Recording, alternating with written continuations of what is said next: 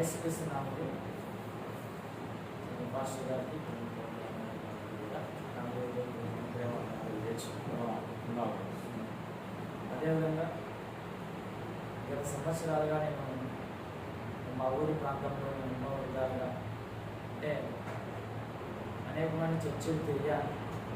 ఎన్నో విధాలుగా చర్చెస్ వెళ్ళి చాలామంది వాక్యాలు చెప్తున్నప్పుడు కూడా నేను రాత్రిపూటగానే వెళ్ళిన రాత్రిపూట ఎంతసేపు అయినా కూడా చెప్తుంటే వినేవాడిని. దానికోసం ఆరాటపడేవాడిని, పరిగెత్తేవాడిని. దానికోసం ఏదో రకంగా నేర్చుకోవాలేమో ఇంకా పెడుతుంది. ఏదైనా కానీ ఇంకా నాకు ఏమన్నా ఇంకా నేర్చుకుంటే నాకు బలపడతానేమో అనే విషయాన్ని బట్టి నేను ముందుకు రావడం జరిగింది ఆలోచన. అయితే నేనైతే బాప్తిసం తీసుకున్నాను, కానీ ఆ బాప్తిసం తీసుకునేటప్పుడు కూడా ఏదో ఈ యొక్క సృష్టి నాశనం అవుతుంది, అంతా అంతమైపోతుంది, 2012 వస్తుంది, 2012లో నేను అంతా అంతమైపోతున్నానని అప్పుడప్పుడు మూవీస్ తీసి కూడా చూపించారు. చాలా రకాలుగా నేను కూడా భయపడ్డాను. అందుకు దేవుడు అంటే కూడా నాకు అంత ఎక్కువ తెలియదు, కానీ ఎవరైనా స్మార్ట్ పత్రిక ఇచ్చినా కానీ తీసుకొని గుడ్లో పెట్టేవాడు. కానీ ఒకరోజు నేను మా నాన్న వాళ్ళందరూ కూడా దేవుడు నమ్మారు, కానీ నాకు అంత తెలియదు. అలాంటి సమయంలో కూడా నేను ఏమయ్యానంటే పుస్తకాలు ఏమున్నా కానీ పక్కన పెట్టేసేవాడిని, నవ్వేవాడిని. అలాంటప్పుడు ఒకరోజు నాకు అనిపించింది చర్చికి వెళ్ళాలనిపించి ఒక సండే రోజు నేను చర్చికి వెళ్ళి ఆ విధంగా నడుచుకోవడం జరిగింది. తర్వాత ఇట్లా ఏదో వస్తుంది, మీకు ప్రళయం వస్తుంది, దేవుడు మిమ్మల్ని ఎత్తుకొని పోతాడు, మీరందరూ దేవుని బిడ్డలు అవుతారా అని నేను అందులో ఇలా నమ్మేసి నేను బాప్తిసం తీసుకున్నాను. కానీ అదే సరైనటువంటి బాప్తిసం కాదు, సరైనటువంటి అవగాహన లేదు నాకు. దేవుడు అంటే ఏదో తెలియదు, ఏదో 10 మంది చెప్తే నేను తీసుకున్నాను, కానీ నాకు అసలు దేవుడి గురించే సరిగా తెలియని టైంలో నేను తీసుకోగలిగాను. అయితే ఎన్ని సంవత్సరాలుగా నేను ఉన్నటువంటి స్థితిని బట్టి ఆలోచన చేస్తే ఇక నాకు మ్యారేజ్ అయిపోయిన తర్వాత ఈ రూపంలో కలిసాను. ఈ రూపంలో వచ్చినప్పుడు ఒకసారి నెవిల్ అన్నగారు నాకు పరిచయం చేశారు. నెవిల్ అన్నగారు ఒక మ్యారేజ్ టైంలో వచ్చినప్పుడు అన్నగారు పరిచయం మ్యారేజ్కి వచ్చాను. అయితే నేను అప్పుడు అనుకున్నాను, కానీ చాలామంది ఎవరైనా వాక్యాలు చెప్తే దాన్ని విని దాన్ని చూసుకొని నేను ఏదైనా సండే స్కూల్ టీచర్గా పనిచేశాను.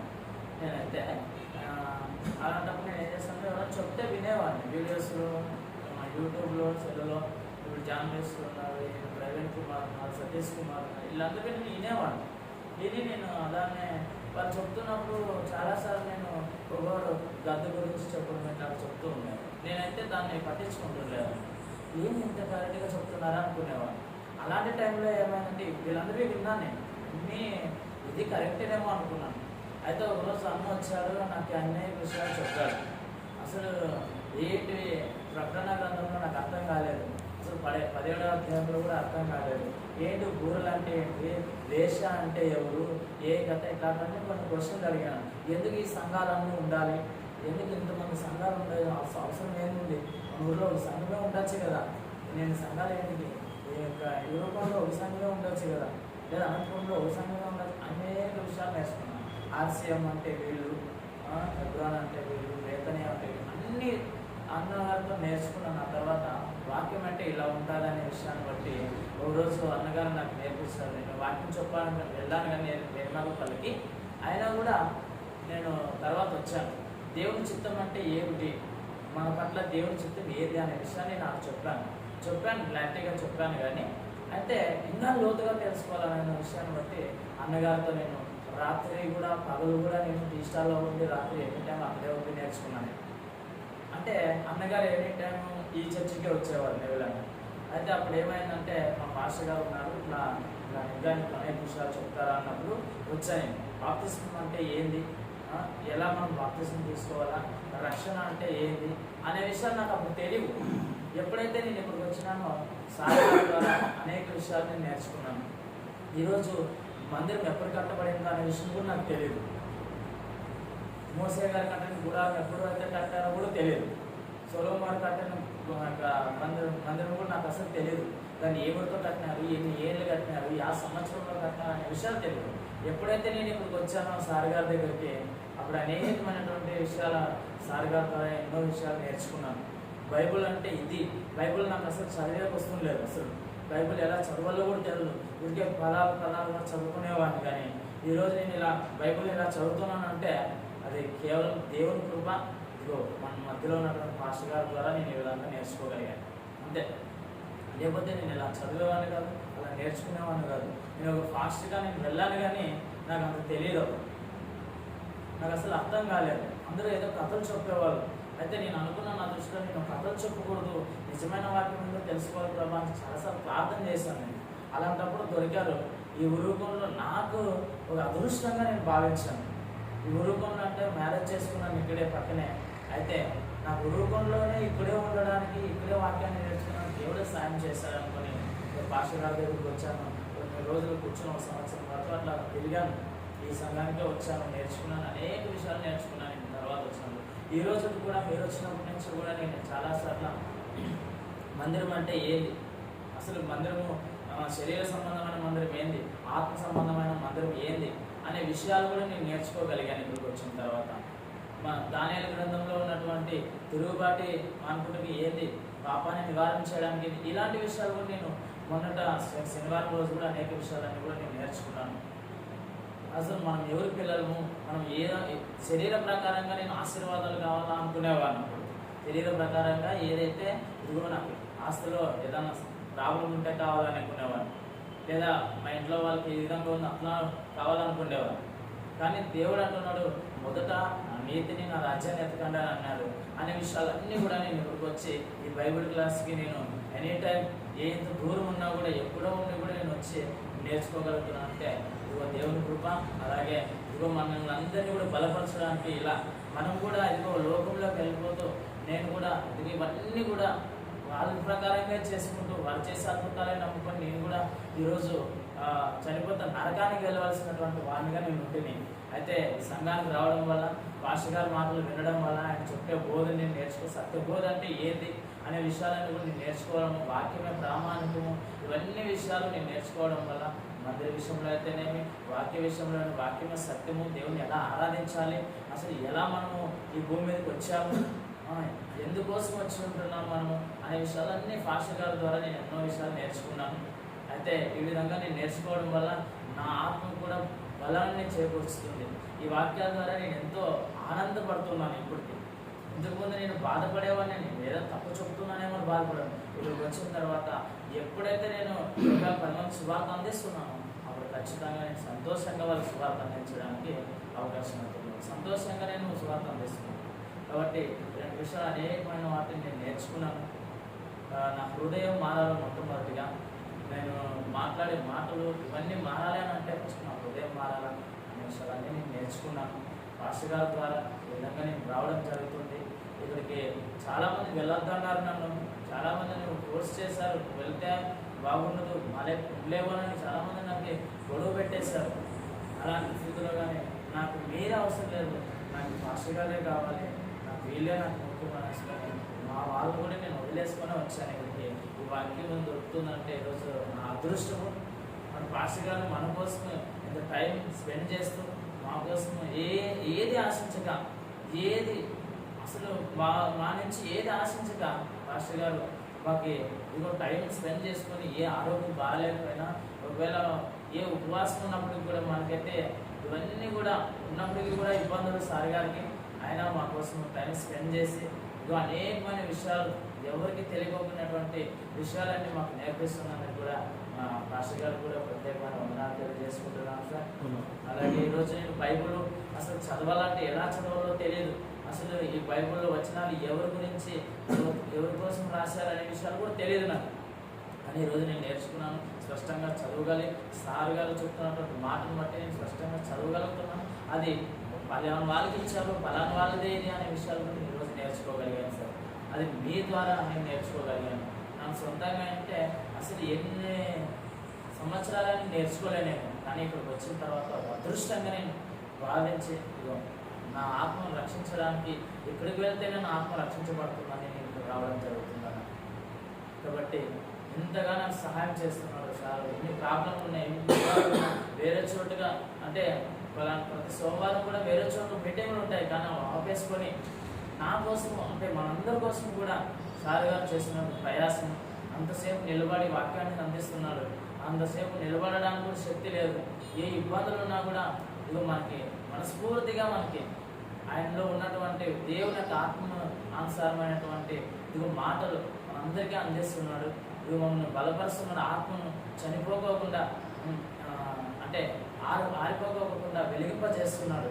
ఆ విధంగా దేవుడు ఇంకా బలంగా వాడుకోవాలని పాస్టర్ గారిని ఇంకా దీవించి ఇంకా అనేకమైన చోట్ల ఇంకా వాడబడాలని మనస్ఫూర్తిగా కోరుకుంటూ మరొకసారి పాస్టర్ గారి కృతజ్ఞతలు స్తోత్రాలు చెల్లించుకుంటూ ప్రార్థన చేస్తున్నాను.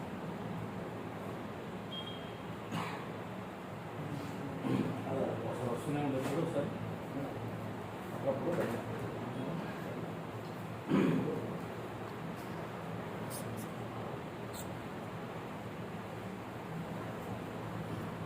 One or 2 minutes.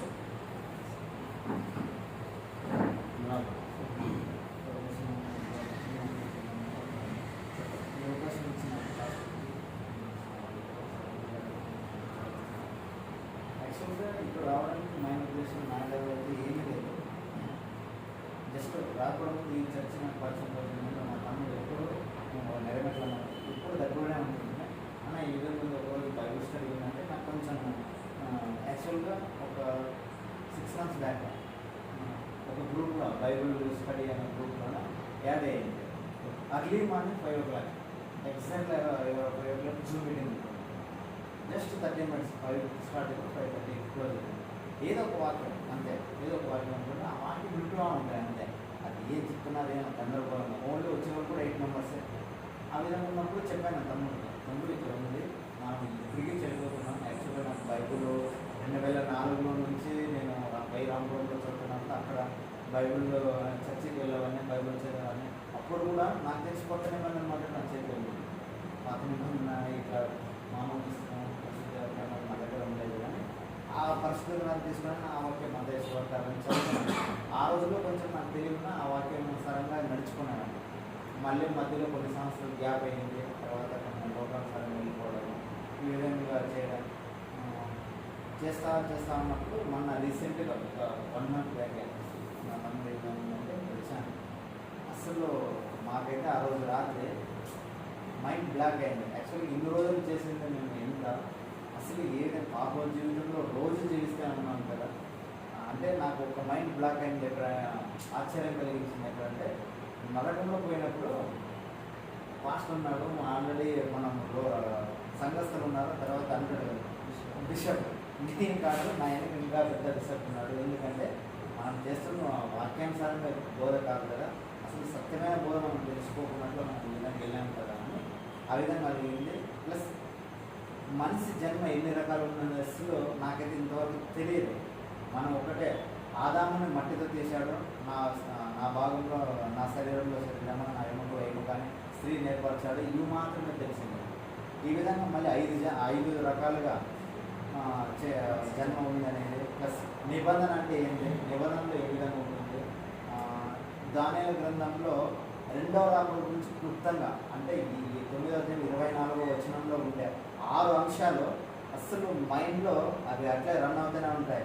ఎందుకంటే 2వ రాకడ ఎక్కడ ఎందుకు సమర్థింది ప్రతి ఒక్కటి అసలు ఇంపార్టెంటే సంవత్సరాలు ఇది ఈ సంవత్సరంలో రాశాడు, ఈ గ్రంథాన్ని ఈ విధంగా రాశారు, ఈ పత్రికలు ఈ విధంగా రాశారు అనేది అసలు ఇంతవరకు నాకు తెలియదు.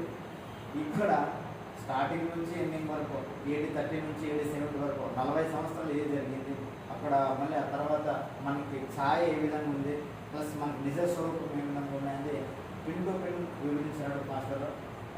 అగైన్ మాకు ఇంకోటి మాకు బ్యాటక్ ఏమనుకుంటే సార్ మన రివ్యూలు ఇచ్చాడు. దాన్ని కొంచెం బాధపడితేనే ఉన్నాం, ఎందుకంటే తెలుసుకోవాల్సింది చాలా ఉంది. నాకైతే 0.01% మాత్రం తెలుసు.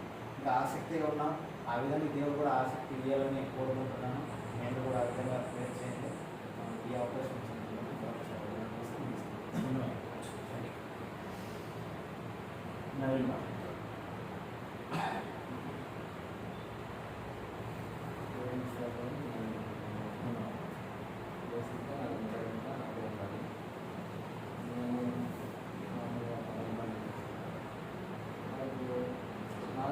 అంతా చాలా పరిచయం.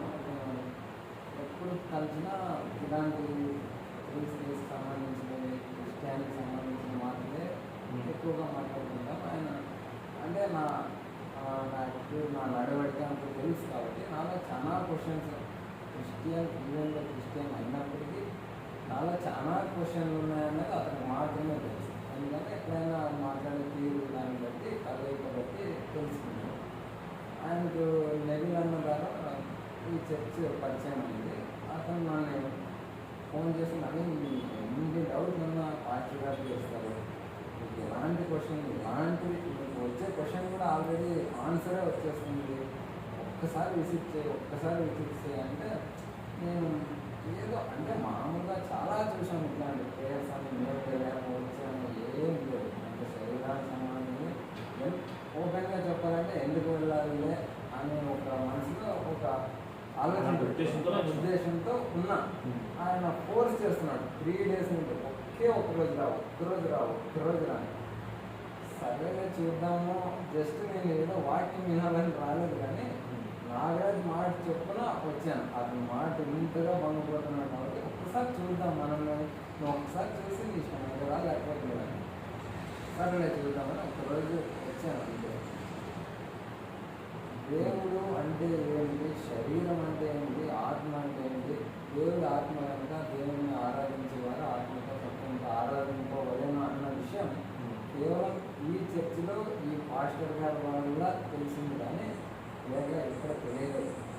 దేవాలయం అంటే ఏంటి, రాజులు ఎలా ఉండేవాళ్ళు, ఎలా ఆత్మ సున్నతి అంటే ఏంటి, ఆత్మకు సున్నతి అంటే ఏంటి, శారీరకంగా దేవాలయం ఎలా కట్టారు, ఆత్మపరంగా ఎలా కట్టబడింది, అలాంటి విషయాలు అనేక విషయాలు ఎలా ఒక క్లాస్ మిస్ అయితే ఫ్రీ ఆఫ్ కాస్ట్ నేను చెప్తున్నాను మరి ఇలాంటి ఒక్క క్లాస్ మిస్ అయితే నా దృష్టిలో అయితే కొన్ని లక్షలు 1000 కోట్లు పెట్టినా కానీ ఇలాంటి క్లాసులు జరగవు. ఎందుకంటే ఇది ఒక సత్యబోధ, ఇక్కడ జరుగుతున్నదే సత్యబోధ. అక్కడ ఇక్కడ చెప్తారు శరీరానికి స్వస్థతలు ఇంకా ఉన్నాయి. ఎందుకంటే మేము నమ్మాము. చాలా ఊరికి వెళ్ళాము, ఊరికి పేరు మెన్షన్ చేయలేదు కానీ చాలా ఊరికి వెళ్ళి ఇలా స్వస్థత జరుగుతుంది, నూనె అంటించుకుంటే స్వస్థత జరుగుతుంది, నూనె అంటే ఏసు రక్తమే ఉంటుంది, బాప్తిజం తీసుకొని మాకు ఫోర్స్ చేస్తున్నారు. కానీ బాప్తిజం అంటే ఏంటో తెలియాలి, అందుకు వెయిట్ చేస్తున్నాం. బాప్తిజం తీసుకో మ్యారేజ్కి ముందు బాప్తిజం ఇస్తారు, ఏం ఉపయోగం అసలు బాప్తిజం తీసుకోవడానికి నేను అర్హున్నా అనర్హున్నా అనే విషయం కూడా తెలియదు. అలాంటి సమయంలో ఇక్కడికి వచ్చినందున అన్ని విషయాలు తెలుస్తున్నాయి. కేవలం నేను వచ్చి 1 నెల 2 నెలలు కాలేదు, నాకు ఆల్మోస్ట్ అంతా తెలిసినంత ఒక భావన కలిగిపోయింది. ఇక్కడికి వచ్చి ఇంతకుముందు ఏమి తెలియకపోయినా కూడా ఏదో అబ్రహాము, యాకోబు, ఇసాకు, దానియేలు, ఇలా యోహాను శిష్యులు ఇవి తెలిసిన మాత్రమే నాగరాజు ఉద్దేశం కూడా నవీన్కి అన్నీ తెలుసు అనే ఉద్దేశంలో ఉన్నాను. కానీ నేను ఇక్కడికి వచ్చి బైబిల్ ఓపెన్ చేసి పాస్టర్ గారు చెప్పింది వింటే అసలు నాకు ఏమీ తెలియదు. జస్ట్ నా ఊహ అతని ఊహ అనుకున్నాను.